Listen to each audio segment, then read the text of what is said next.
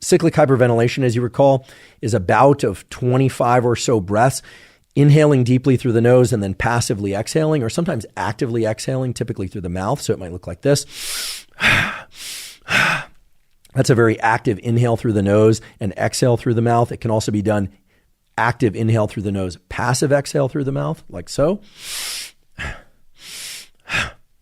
In any event, that pattern of breathing repeated for 10 to 25 breaths greatly increases levels of autonomic arousal. In fact, it's known to deploy adrenaline from the adrenals.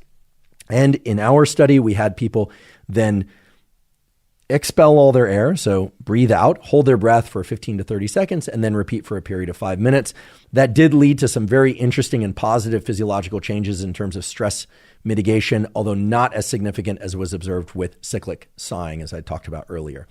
Now, there is a lot of interest in cyclic hyperventilation for sake of, for instance, extending breath holds. This has become popular in part because of the so-called Wim Hof method, which is a method that combines breathing, cyclic hyperventilation, followed by lungs full or lungs empty breath holds, depending on which variant of the Wim Hof method one is using.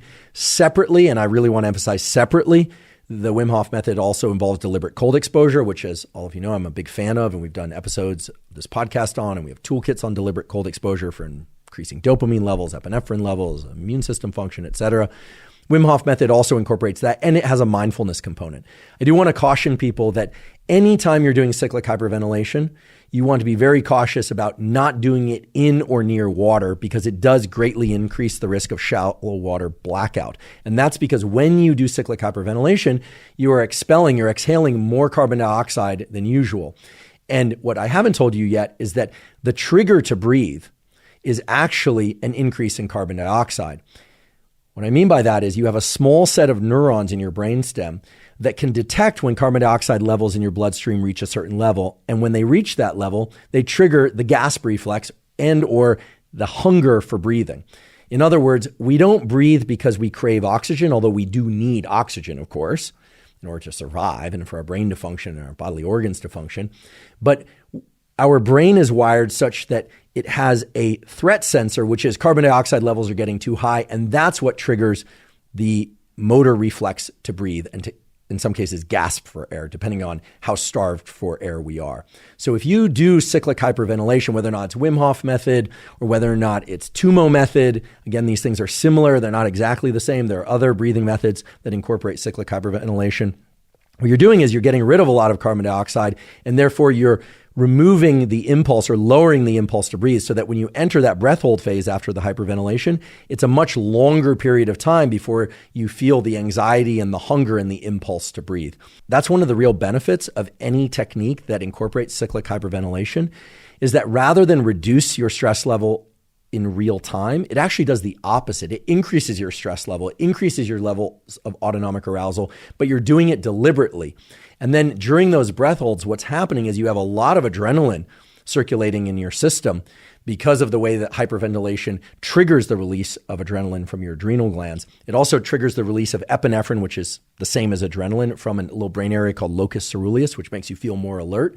And then during those breath holds and in the subsequent rounds of cyclic hyperventilation, people experience what it is to have a lot of adrenaline in their system, but they are controlling the release of that adrenaline, which is far and away different than when life events are triggering that adrenaline. So what it really is a form of self-induced stress inoculation. And I do think there are benefits to practicing cyclic hyperventilation because it does allow you to learn how to self-deploy adrenaline and epinephrine from locus ceruleus and from the adrenals, or I got that backwards.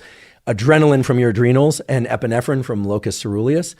And it allows you to explore what it is to maintain calm state of mind and body when you have a lot of adrenaline in your system, which certain studies are starting to show can allow people to be able to lean into the stressful aspects of life. And let's be honest, life is stressful in any event. Now, we're all going to experience stress at some point or another. And when we do, we want to make sure that we're not overtaken by the release of adrenaline from the adrenals, that sudden surge of epinephrine from locus ceruleus. So doing cyclic hyperventilation, maybe 1 or 2 times per week, again, 25 breaths, active inhale, passive or active exhale. Do expect to feel tingly because of that reduction in carbon dioxide from exhaling so much. Do expect to feel a little bit agitated.